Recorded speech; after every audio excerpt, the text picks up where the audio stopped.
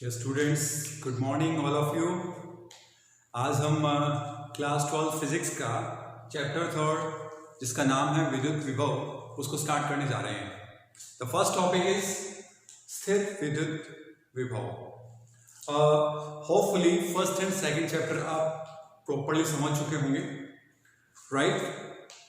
इसी क्रम में हम वेरी फर्स्ट टॉपिक स्थिर विद्युत विभव को समझ रहे हैं।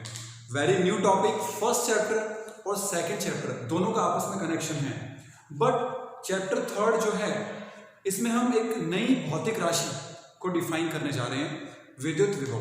हालांकि गुरुत्वीय विभव आपने 11th क्लास में पढ़ा है और उससे सिमिलर ही है, अलग नहीं है, बट क्लास 12th में विद्युत विभव आपके लिए बिल्कुल न्यू है। सो इस टॉपिक को आप ध्यान से समझेंगे। It's very easy topic, right? विद्युत क्षेत्र को आप किस रूप में मान सकते हैं? बिंदुओं के रूप में। अलग अलग बिंदु।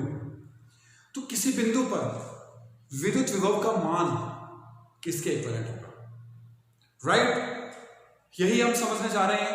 तो डेफिनेशन, विद्युत क्षेत्र में स्थित किसी बिंदु पर एकांक धनावेश को अनंत से लाकर स्थापित करने में किया गया बाह्य कार्य उस बिंदु पर विद्युत विभव को व्यक्त करता है। और as per the definition V equals to क्या होगा? W/Q0। वापस से समझते हैं डेफिनेशन। ये मान लीजिए विद्युत क्षेत्र है, अनंत से हम किसी आवेश को इस बिंदु पर लेके आ रहे हैं। आवेश Q0 है, मान लीजिए। जिस आवेश को आप इस बिंदु पर लेकर आ रहे हैं उसका परिमाण है Q0। तो ये बिंदु मान लीजिए P है। अनंत से यहां पर लाने में आपने कार्य किया W, और परिभाषानुसार विभव है एकांक धनावेश के लिए, तो हमें W को डिवाइड करना पड़ेगा Q0 से। तो W/Q0 व्यक्त करेगा विद्युत विभव, और ये हर पॉइंट के लिए अलग अलग होगा।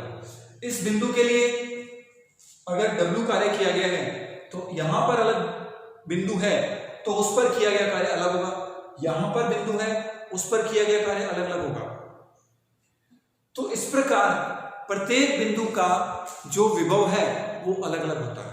अगर कोई पृष्ठ समविभव है तो उस पर विभव का मान समान होगा, अदरवाइज सभी बिंदुओं पर क्षेत्र के, विद्युत क्षेत्र के सभी बिंदुओं पर विभवों का मान, विद्युत विभव का मान डिफरेंट होता है। क्यों? क्योंकि अनंत से किसी आवेश को लाने में किया गया कार्य भी डिफरेंट होता है, इसलिए। करेक्ट? तो ये है डेफिनेशन इस बिंदु पर स्थिर विद्युत विभव के लिए, राइट? एकांक धनावेश को अनंत से उस बिंदु पर लाने में किया गया कार्य, बाह्य कार्य, विद्युत विभव को व्यक्त करता है, राइट? अब हम समझें विभवांतर, पोटेंशियल डिफरेंस क्या है। देखिए, अगर हम विभवांतर की बात करते हैं तो आपको 2 पॉइंट लेने होंगे। विद्युत क्षेत्र में ही अगर आप एक पॉइंट ए ले रहे हैं और एक पॉइंट बी ले रहे हैं, तो ए से बी पर आवेश Q0 को स्थानांतरित करने में किया गया कार्य एकांक धनावेश के लिए, या एकांक धनावेश को बिंदु ए से बी पर स्थानांतरित करने में किया गया कार्य ही इन दोनों बिंदुओं के मध्य विद्युत विभवांतर को व्यक्त करता है। करेक्ट? तो ये है विभवांतर की डेफिनेशन। विभवांतर को आप लिख सकते हैं VAB इक्वल्स टू WAB/Q0,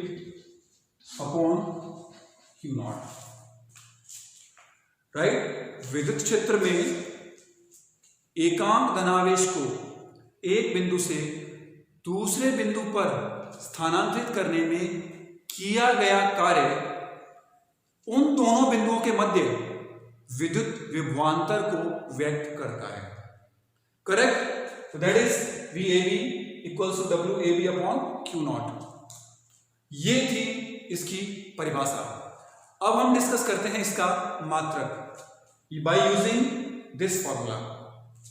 दोनों में से कोई भी फॉर्मूला आप यूज कर सकते हैं। तो अभी जनरली हमें V equals to W upon Q समझना है। V equals to W upon Q naught. मात्रक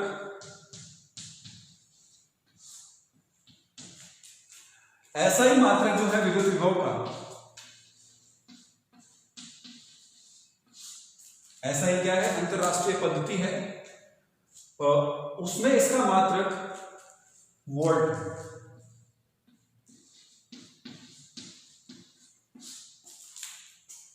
इसका ऐसा ही मात्रक अगर वोल्ट है, इसका ऐसा ही मात्रक होता है जूल, और इसका ऐसा ही मात्रक होता है कूलाम। तो 1 वोल्ट जूल अपॉन कूलाम के तुल्य होता है। तो 1 volt equals to 1 joule upon coulomb. Correct? ये है इसका ऐसा ही मात्रक। अब हम इसका विमीय सूत्र ज्ञात कर सकते हैं इस सूत्र की सहायता से। देखिए विमीय सूत्र क्या है।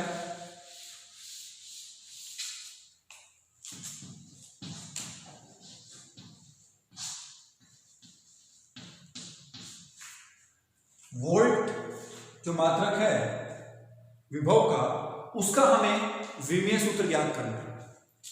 कार्य का विमीय सूत्र हम जानते हैं, आवेश का विमीय सूत्र हम जानते हैं। इन दोनों की सहायता से हम इसका विमीय सूत्र प्राप्त कर रहे हैं।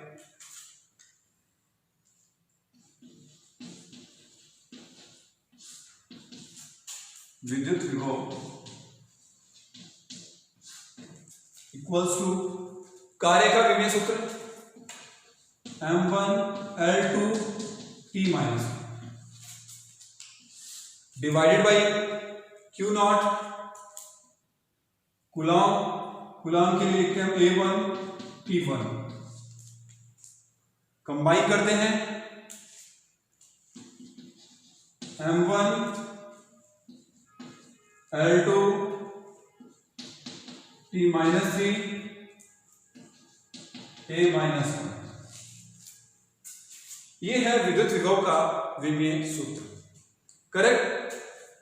परिभाषा जान चुके हैं जो कि वेरी सिंपल है। डेफिनेशन भी एग्जाम में पूछी गई है। विद्युत विभव को परिभाषित कीजिए। इसका विमीय सूत्र में पूछा गया है। करेक्ट? और इसका जो ऐसा ही मात्रक है दैट इज वोल्ट। तो इसको आप प्रॉपर्ली माइंड में फिट कर लेंगे, क्योंकि यही टॉपिक्स बार बार यूज करेंगे। इसका मात्रक, इसका विमीय सूत्र और इसकी परिभाषा, ये एक तरह से फाउंडेशन है। इस टॉपिक को समझना बहुत जरूरी है। क्लियर? अब स्थिर विद्युत विभव को हम कार्य के रूप में व्यक्त कर चुके हैं। अब हम इसको एक समाकलन के रूप में व्यक्त करें। विद्युत क्षेत्र आपको दिया हो और आप विद्युत विभव प्राप्त करना चाहते हैं, तो उसका एक समाकलन सूत्र है। तो विद्युत विभव हम प्राप्त कर रहे हैं विद्युत क्षेत्र से, तो एक समाकलन सूत्र के रूप में।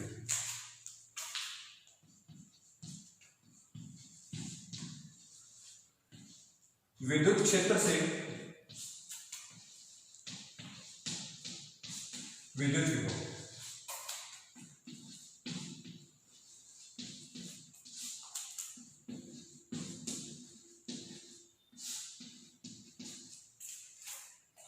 देखिए वी नो, अगर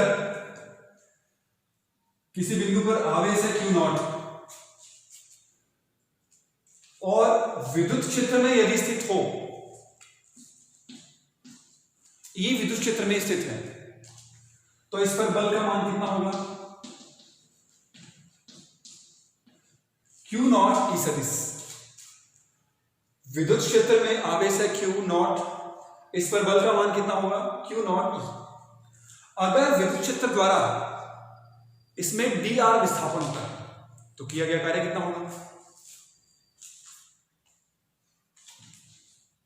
dl सदिश विस्थापन में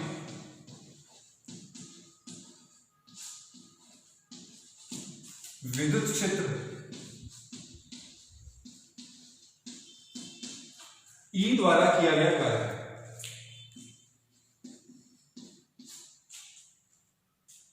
किया गया कार्य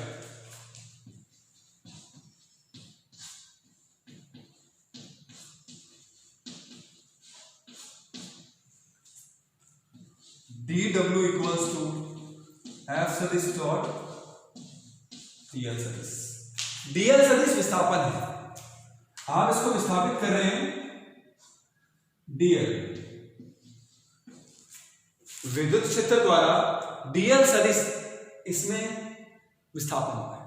Q नॉट आवेश को विद्युत क्षेत्र द्वारा कितना विस्थापित किया गया है dl सदिश, तो किया गया कार्य F डॉट dl सदिश। F की वैल्यू पुट कर सकते हैं Q नॉट E सदिश dl सदिश। ये है स्मॉल डिस्टेंस dl के लिए। अगर हम A से B लें, अगर Q नॉट आवेश को बिंदु A से और हम B पर लेके गए, तो इस स्थिति में किया गया कार्य इसका समाकलन होगा, right. WAB equals to A to B dW, correct.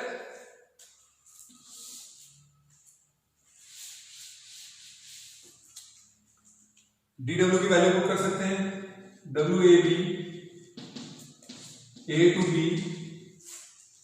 Q naught E सदिश डॉट dl सदिश। Q नॉट को बाहर लिख सकते हैं Q naught A to B E dot dl सदिश, ये है WAB, करेक्ट।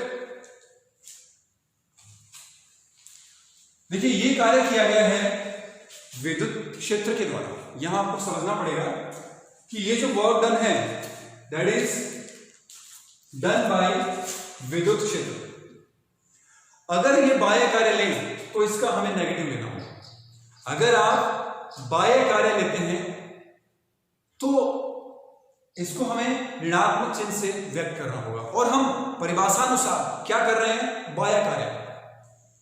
अगर आप विद्युत क्षेत्र के पदों में व्यक्त करना चाहते हैं उसे, तो उसका नेगेटिव लेना होगा, राइट। तो विद्युत विभव की परिभाषा अनुसार VAB equals to minus WAB upon Q naught, correct. Minus Q naught upon Q naught AB E dot dl सदिश। Q नॉट से Q naught cancel, VAB equals to A to B E dot dl, negative.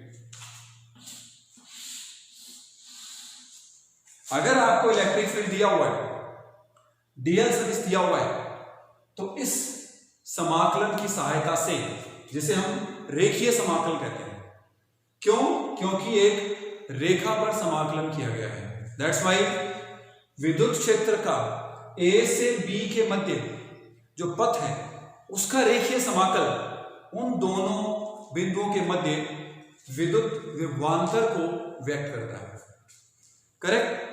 अगर विद्युत विभव को हम समझें तो point A कहां लेना होगा, अनंत पर।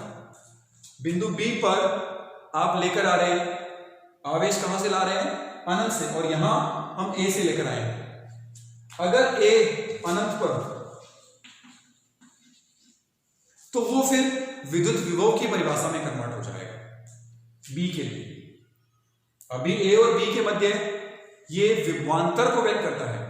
अगर B पर हम विद्युत विभव की बात करें तो वो उस स्थिति में होगा जब A को हम कहां रखें, अनंत पर। तो समाकल जो है निम्न प्रकार से व्यक्त किया जा सकता है V इक्वल्स टू अनंत टू पॉइंट B E सदिश डॉट dl सदिश। ये बिंदु B पर विद्युत विभव को व्यक्त करता है और ये A व B के मध्य विभवांतर को व्यक्त करता है। ये गणितीय सूत्र है, इसे हम कहते हैं रेखीय समाकल या रेखा समाकल।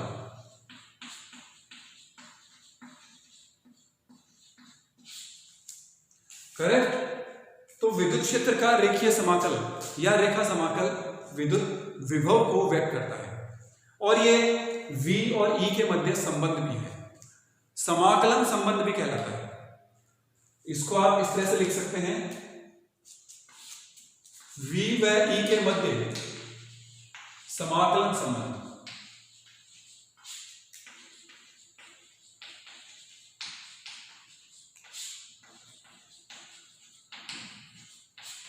क्योंकि यहां इंटीग्रेशन, हम अवकलन संबंध भी दोनों में ज्ञात करेंगे, वो हम बाद में जो टॉपिक है, राइट। बट अभी जो आपने विद्युत क्षेत्र से विद्युत विभव निकाला है वो किस प्रकार से निकाला है?